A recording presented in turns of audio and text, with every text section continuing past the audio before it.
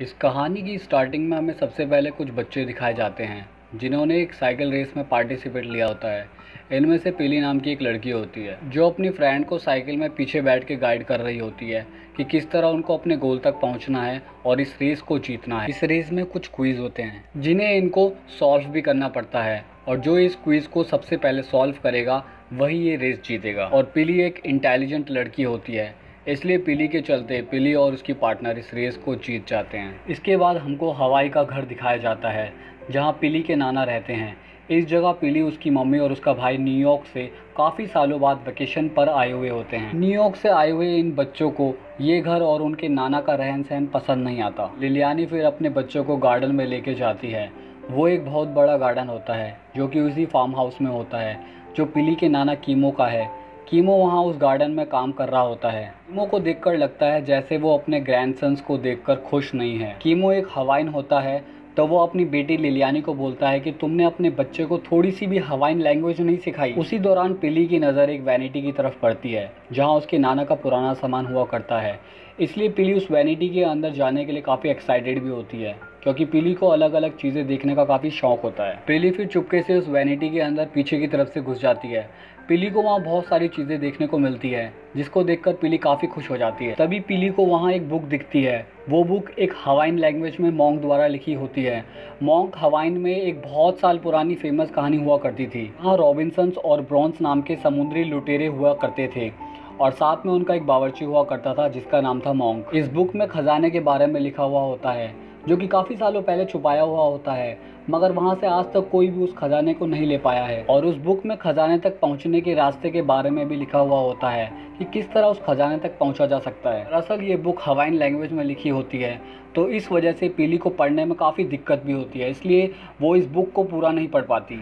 तभी पीली देखती है उसके नाना उसी वैनिटी की तरफ आ रहे होते हैं। नाना को आते हुए देखकर पीली उस बुक को अपने कपड़े के अंदर छुपा लेती है और फिर वैनिटी के पीछे की तरफ से बाहर कूद जाती है। तभी पीली को वहाँ एक लड़का दिखता है जिसका नाम कैस्पर होता है। वो लड़का वहीं हवाइन का रहने वाला होता है जो कि कीमो के घर के आसपास ही रहता है। पीली फिर उस बुक को अपने रूम तक ले आती है मगर वो बुक हवाइन लैंग्वेज में लिखी होती है, इसलिए पीली उस बुक को पढ़ने के लिए डिक्शनरी ढूंढती है। डिक्शनरी ढूंढने के साथ साथ पीली को वहाँ अपने पापा और मम्मी की पुरानी फ़ोटो मिलती है। उसी रात को पीली चादर ओढ़ के डिक्शनरी की मदद से दोबारा उस बुक को पढ़ने की कोशिश करती है। तभी उसी दौरान उसका भाई वहाँ आ जाता है और पीली के ऊपर से चादर उठा देता है और उससे वो मॉन्क वाली बुक छीन लेता है और फिर पीली को उस बुक में लिखे गए आत्माओं के बारे में बताता है कि वो आत्माएं उस खजाने को किसी को हाथ लगाने नहीं देते। और जब कोई वहाँ से खजाना लेने की कोशिश करता है तो फिर वहाँ ड्रम की आवाज़ें आने लगती है और उसके साथ साथ चारों तरफ मशालें भी जलने लगती है। फिर पीली ये सब सुन के डर के मारे सो जाती है। अगले दिन पीली के नाना और उसकी मॉम आपस में लड़ रहे होते हैं। फिर पीली और ई चुपके से उनकी बातें सुनते हैं। दरअसल लिलियानी अपने पापा से इसलिए लड़ रही होती है क्योंकि कीमो ने काफ़ी समय से टैक्स नहीं भरा होता, जिसके कारण जल्द ही कीमो का ये फार्म हाउस बिक जाएगा। मगर कीमो इसको अपनी गलती नहीं समझता। उल्टा लिलियानी को बोलता है कि तुम्हारे यहाँ आने से पहले मैं यहाँ अच्छी ज़िंदगी जी रहा था, तो अच्छा होगा तुम मुझको इन सब के बारे में ना ही बताओ।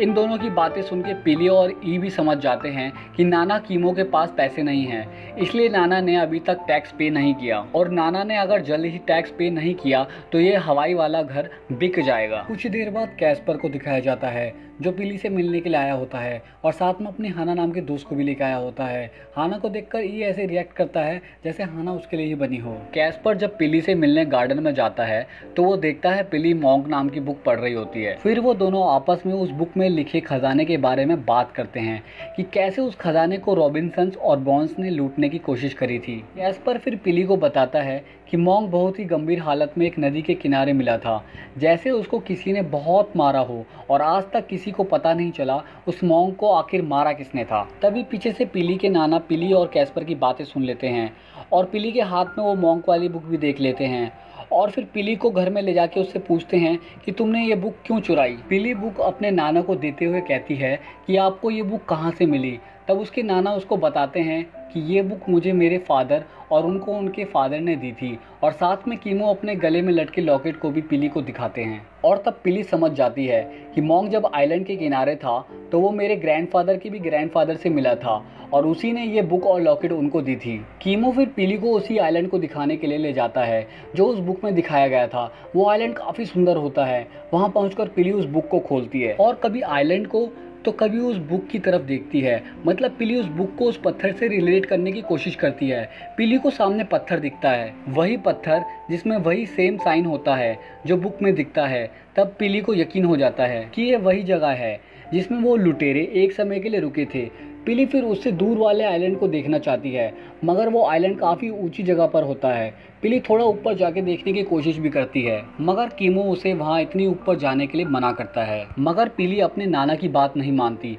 कीमो फिर उसका पीछा भी करता है कि वो पहाड़ पर ना चढ़े, मगर इतनी चढ़ाई होने की वजह से कीमो पहाड़ में नहीं चढ़ पाता और वहाँ से गिर जाता है। पिली ये देखकर घबरा जाती है और अपनी मॉम को फ़ोन करके इस घटना के बारे में भी बताती है और साथ ही साथ उनको हॉस्पिटल में आने को भी कहती है। लियानी रास्ते में अपने बेटे ई को समझाती है कि मेरे फादर की अब उतनी फाइनेंशियल हालत ठीक नहीं है कि वो अपना लोन चुका सके, इसलिए उनकी मदद करने के लिए हमको अपना न्यूयॉर्क में स्थित ब्रुकलिन वाला घर बेचना पड़ सकता है। ये बात सुनकर ई अपनी मॉम से गुस्सा हो जाता है। फिर लिलियानी और ई जैसे ही हॉस्पिटल में पहुंचते हैं तो वो वहां पिली को काफ़ी सुनाते हैं कि जो फादर कीमो की हालत हुई है ये सब तुम्हारे ही कारण हुई है। उनकी ये बात सुनकर पिली को भी लगता है कि ये सब नाना की हालत मेरे वजह से ही हुई है। लिलियानी पिली और उसके भाई को घर भेज देती है और खुद हॉस्पिटल में अपने फादर के साथ रहने को कहती है। अगले ही सीन में कैस्पर और पिली को दिखाया जाता है, जहां पिली कैस्पर के सामने रोती है और उसे बताती है कि मेरे नाना की हालत ये सब मेरे ही कारण हुई है और मेरे नाना की अब इतनी हालत अच्छी नहीं है कि वो अब अपना लोन चुका सके। तभी कैस्पर पिली को कहता है कि तुम क्या अब खजाना ढूंढोगी, और जवाब में पिली कहती है कि हाँ तुमने सही कहा, अब मुझे खजाना ही ढूंढना पड़ेगा जिससे मेरे नाना का ये घर बिकने से बच जाएगा। फिर कैस्पर भी पिली के साथ चलने के लिए बोलता है और अगले ही दिन पिली चुपके से अपने भाई का फ़ोन और कार लेने में कामयाब होती है। मगर पिली को ना ही ड्राइव करने आता था और ना ही उसको पता था कि उनका वहाँ खजाने तक पहुँचने का सफ़र कैसा होगा। फिर कैसे भी करके पिली और कैस्पर उस आइलैंड के बीच पहाड़ियों तक ड्राइव करके पहुँचते हैं। वहाँ पहाड़ियों में कैस्पर को उसका एक दोस्त भी दिखता है जो पिली और कैस्पर को पहाड़ियों में चलने वाली एक छोटी सी गाड़ी भी ऑफर करता है। और जब लिलियानी घर में फ़ोन करती है तो तब ई की नींद खुलती है तो वो देखता है कि पिली वहाँ नहीं है और साथ ही साथ वो देखता है पिली उसका फ़ोन और गाड़ी भी लेके गई हुई होती है। ई अपनी मॉम से फ़ोन पर बोलता है कि मैं अपने साथ पिली को जियो कैशिंग पर लेके जा रहा हूँ, आप हमारी बिल्कुल भी टेंशन ना करें। तब ई और हाना को पिली और कैस्पर को ढूंढते हुए दिखाया जाता है। कार में ई हाना को बताता है कि वो दोनों बच्चे ना समझ है। दरअसल पिली के भाई को पता होता है कि पिली खजाने को ढूंढने के लिए उसी आइलैंड में गई होगी। पिली और कैस्पर अब उस गुफा के अंदर पहुंच जाते हैं। तभी अचानक से उनका पैर फिसल जाता है और वो दोनों अब एक और गहरी गुफा में चले जाते हैं। वहाँ उनको एक स्केलेटन दिखता है। उस स्केलेटन के साथ उनको सोने के सिक्के और अंगूठी भी दिखती है। ये देखकर उन दोनों को पूरा भरोसा हो जाता है कि यहाँ सच में खजाना है। तभी हाना और ई भी इस जगह तक पहुँच जाते हैं, मगर हाना इस गुफा के अंदर जाने के लिए मना कर देती है और ई को बताती है कि ये गुफा पवित्र है क्योंकि ये एक कब्र है और कब्र में नॉर्मल इंसानों को जाना मना है। तभी ई हाना की बात का मजाक उड़ाता है और कहता है मुझे अपनी बहन को किसी भी हालत में ढूंढना है।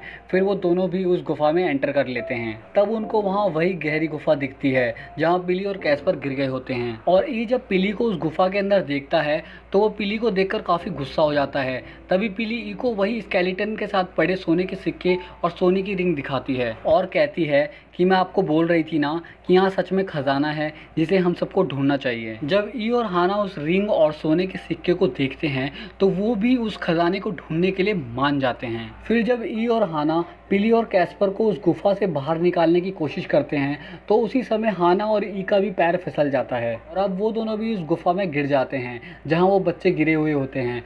तो पिली वो बुक खोलती है और उसे पढ़ना शुरू करती है और उनको पता चलता है कि उनको अब एक सुरंग से होकर गुजरना है। मगर उस सुरंग से गुजरना काफ़ी मुश्किल था क्योंकि वो एक पतली सी सुरंग होती है जहाँ उसके ऊपर नोकीली नोक होती है। तब उन चारों को एक सुरंग से रेंग के होकर गुजरना पड़ता है। तभी ई को एक स्पाइडर दिखता है। ई उस स्पाइडर से घबराए नहीं, इसलिए कैस्पर ई को बोलता है घबराओ मत, ये हवाइन का वो जहरीला स्पाइडर नहीं है। और फिर कुछ ही देर बाद में हवाइन का जहरीला स्पाइडर ई के हाथ में चलने लगता है, जिसकी कैस्पर अभी बात कर रहा था, और ई स्पाइडर को देखकर बहुत ज़्यादा डर जाता है और उस सुरंग से निकलने के लिए रेंगते हुए काफ़ी तेज़ी से आगे की ओर भागता है। और फिर सभी किसी तरह उस सुरंग को पार कर लेते हैं और एक खाली जगह में पहुंच जाते हैं। और उन सबके शोर के वजह से और ई के इतने तेज भागने के कारण वो सुरंग जहां से वो चारों आए थे वो अब एक बड़े से पत्थर से बंद हो जाता है, और उस सुरंग के अंदर उनका बैग भी फंस जाता है जिसमें खजाने तक पहुंचने का रास्ता होता है। और इन सब चीज़ का जिम्मेदार ई पीली को ठहराता है और उस पर चिल्ला के कहता है कि ये सब तुम्हारे ही कारण हुआ है, और साथ में उसको ये भी बोलता है कि अब यहाँ से निकलने का कोई दूसरा रास्ता भी नहीं है और तुम्हें तो बुक में लिखा हुआ रास्ता सही से याद भी नहीं होगा। तब ये चारों एक पुल के पास पहुँच जाते हैं। पुल के नीचे जलती हुई खाई होती है जो इन चारों को पार करके खजाने की तरफ ले जाएगी, मगर हाना को ऊंचाई से डर लगता है। तभी पिली और कैस्पर को पुल के दूसरी साइड दिखाया जाता है।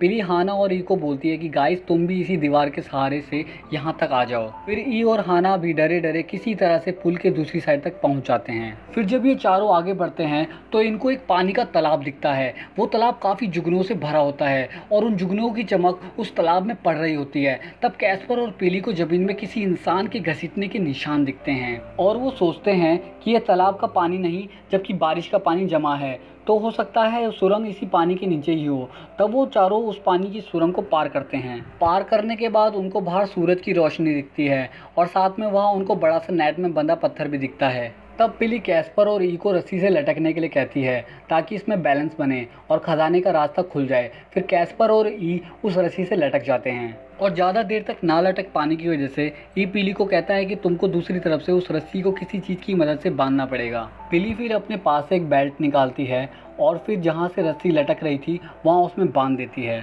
और फिर दोनों तरफ बैलेंस बनने की वजह से वो भारी पत्थर से दबा हुआ रास्ता खुल जाता है और फिर उन चारों को बहुत सारा खजाना देखने को मिलता है। खजाने को देखने के बाद उन चारों को बिलीव हो जाता है कि ये सब बुक में लिखी कहानी झूठी नहीं थी, मगर वो सोचते हैं कि जब ब्रॉन्स, रॉबिन्सन्स और मॉन्ग को इस खजाने के बारे में पता था तो वो खजाने को बाहर क्यों नहीं लेके आ पाए।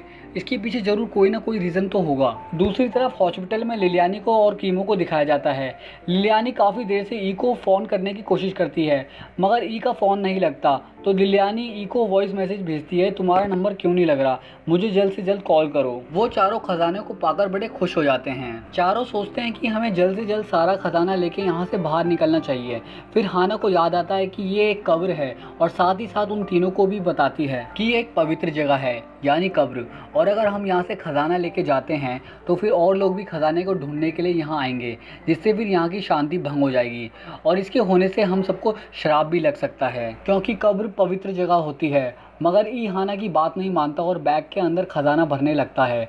वही कीमो लिलियानी को बोलता है कि बच्चे आइलैंड में खजाने ढूंढने के लिए गए होंगे, और इतना सुन के लिलियानी अपने बच्चों को ढूंढने के लिए हॉस्पिटल से निकल पड़ती है। ई के खजाने को बैग में भरने की वजह से यहाँ अब सारी मशालें लाल रंग से नीले रंग में बदल जाती है और यहाँ बहुत सारे ड्रम की तेज आवाज़ें भी आने लगती है क्योंकि अब यहाँ आत्माएं जाग चुकी हैं। यहाँ अब लिलियानी भी आ जाती है और अपने बच्चों से मिलती है और फिर आत्माओं से बचने के लिए उसी जंगल में बने घर में वो सब छुप जाते हैं। और वहाँ हॉस्पिटल में कीमो भी अपने बच्चों के लिए प्रे करता है कि उनको वो आत्माएं नुकसान ना पहुँचाएं और वहाँ से चली जाएं। तब लिलियानी बच्चों को कहती है कि तुम सब अपना सर तब तक मत उठाना जब तक आत्मा यहाँ से चली नहीं जाती, और अब वो आत्माएं भी उस घर में घुस जाते हैं। तभी पिली अपने भाई के बैग से खजाना निकालती है और बगल में पड़े बास्केट के अंदर उन सिक्कों को रख देती है और उन आत्माओं के आगे कर देती है, क्योंकि पिली सोचती है कि शायद ऐसा करने से आत्माएं यहाँ से चली जाएं, और होता भी वैसा ही है। उन आत्माओं में एक आत्मा लिलियानी के पति की भी होती है जो एक आर्मी में थे, जो बहुत साल पहले मर चुके थे, और वो बच्चे अपने फादर की आत्मा को देख के खुश होते हैं। फिर इन लोगों को समझ आ जाता है कि इस खजाने की रक्षा यही आत्माएं ही कर रही हैं और ये आत्माएं इनको कुछ नुकसान नहीं पहुंचाती है क्योंकि ये बच्चे हवाई के होते हैं। इनमें दरअसल हवाइन का खून होता है। फिर सभी आत्माएं उस घर से निकल जाती हैं और नदी के पास पहुंचती हैं और फिर एक एक करके नदी के अंदर जाके गायब होने लगती हैं। फिर अगली सुबह सबको हॉस्पिटल में दिखाया जाता है और वहाँ पिली कीमो से कहती है कि आपको भी उस खजाने के बारे में पता था मगर आप वहाँ से कुछ भी नहीं लेके आए थे। शायद आपको भी पता था वो जगह पवित्र है और वहाँ से कुछ भी नहीं ले जा सकते। तब कीमो बताता है कि क्योंकि वहाँ से अगर खजाने की एक भी चीज़ बाहर आ जाती तो वहाँ उस गुफा में काफ़ी विजिटर्स की भीड़ उमड़ जाती, जिससे वो जगह पवित्र नहीं रहती। और तब कीमो बच्चों को मोंग के बारे में बताते हैं कि मोंग बहुत अच्छा इंसान था। खजाने के लिए रॉबिन्सन और ब्रॉन्स वो दोनों आपस में ही लड़ मरे थे और उन्होंने मोंग को भी बहुत बुरी तरीके से मारा था। और उनके शोर के कारण वहाँ की आत्माएं भी जाग चुकी थी और मोंग को वो खजाना नहीं चाहिए था, इसलिए मोंग वहाँ से भाग निकला था और भागते भागते पहुँचा था हमारे फादर के पास में। इसलिए वो बुक हमारी फैमिली के पास में है। लास्ट सीन में हमें देखने को मिलता है बच्चे यहाँ जो घूमने आए थे, अब वो सब यहाँ अपने नाना के साथ रहने के लिए राजी हो जाते हैं। यानी वो अब अपना न्यूयॉर्क वाला घर बेच देंगे और हवाई में ही अपने नाना के साथ रहा करेंगे। इसी तरह फिर ये मूवी यहीं ख़त्म हो जाती है। ये मूवी आपको कैसी लगी कमेंट बॉक्स में ज़रूर बताएं। मिलते हैं फिर आपसे जल्दी ही नेक्स्ट वीडियो में, तब तक के लिए अपना ख्याल रखें।